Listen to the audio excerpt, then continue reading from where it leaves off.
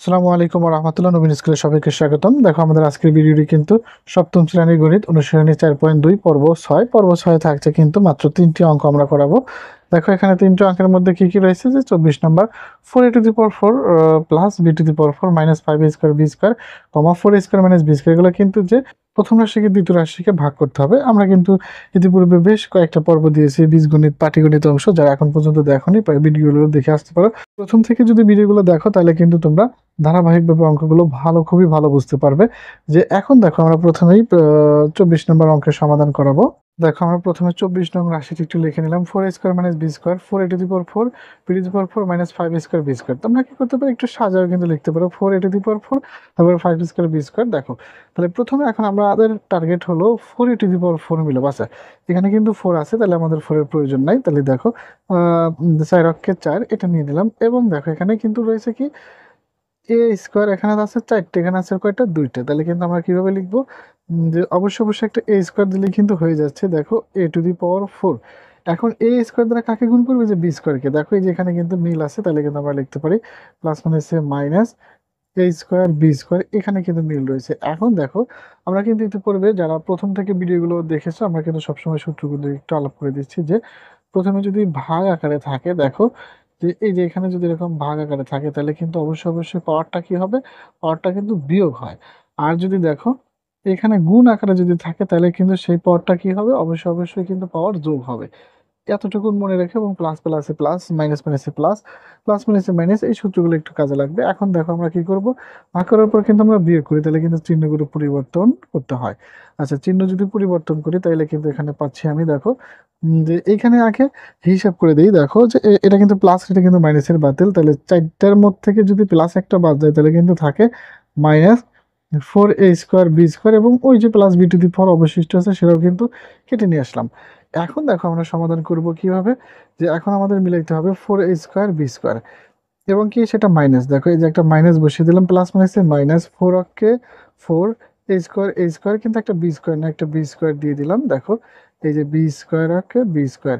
এখন এই যে মাইনাস মাইনাসে প্লাস, এখন দেখো এই বি স্কোয়ার আর এই বি স্কোয়ার যদি আমরা গুণ করি, দেখো গুণের বেলায় কিন্তু পাওয়ার যোগ, এই 2 আর 2 কিন্তু 4 হয়, তাহলে বি টু দি পাওয়ার 4।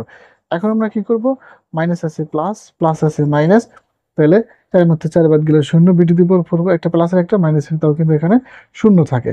তাহলে কিন্তু আমরা লিখতে পারি যে নির্ণয় ভাগফল।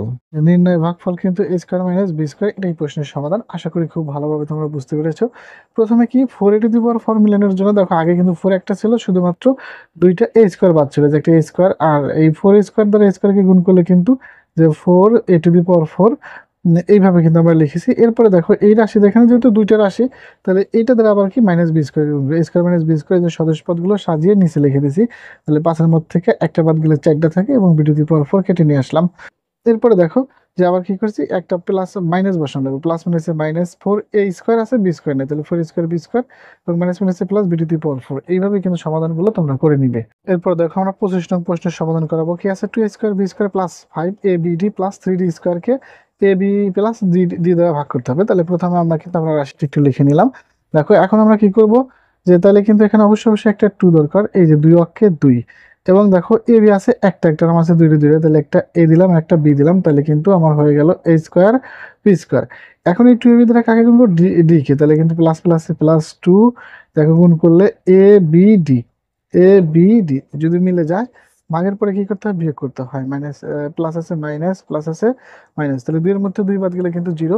এখন দেখো 5-এর মধ্যে 2টা বাদ গেলে করা থাকে, এবং এটা কিন্তু প্লাসের, তাহলে প্লাস 3ab, 3ab, এবং অতিরিক্ত 3d স্কোয়ারটাকে কেটে নিয়ে আসলাম। দেখো এখন আমরা কি করব, এখন আমরা প্রথমেই কিন্তু মিলাবো যে 3abd, এবং এটা কিন্তু প্লাসের, তাহলে এখানে একটা প্লাস আগে দিয়ে নেই। দেখো প্লাস, তাহলে কিন্তু একটা কি দরকার, 3 দরকার। তাহলে দেখো 3 অক্ষে 3, এ আছে বি আছে কিন্তু ডি নাই, তাহলে এখানে একটা ডি দিয়ে নিলাম, এই যে 3abd।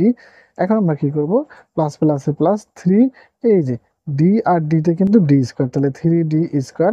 এরপর আমরা কি করব, দেখো ভাগের পরে কিন্তু আমরা চিহ্ন পরিবর্তন করে, এই যে প্লাস আছে মাইনাস, প্লাস আছে মাইনাস, 1-2-এর মধ্যে 3 বাদ দিলে 0, 3-এর মধ্যে 3 বাদ দিলে কিন্তু 0 হয়।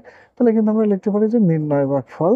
তাহলে কিন্তু আমরা লিখতে পারি যে নির্ণয় ভাগফল, দেখো 2ab প্লাস 3d, এটা কিন্তু আমাদের অ্যান্সার। যে আশা করি তোমরা 25 নং প্রশ্ন বুঝতে পেরেছো। এখন আমরা 26 নং প্রশ্ন সমাধান করাবো। দেখো 26 নং এ কি রয়েছে যে x⁴ y⁴ -1 x² y² +1 এটাতে ভাগ করবো আমরা। দেখো প্রথমে আমরা কি করবো 26 নং প্রশ্ন সমাধান করবো। আমরা বানাবো x⁴ y⁴ আমার আছে এখানে 4টা লাগবে না, 2টা আছে, তাহলে কিন্তু আরেকটা যদি x² বসে x² গুণ করলে x⁴।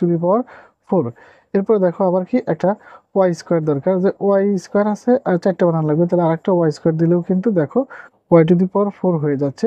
এখন এটা দ্বারা কাকে গুণ করবো, 1 কে গুণ করবো। তাহলে দেখো যেহেতু সদস্য পদগুলো একটু সাইডে লিখে দিলাম যে +x² y²।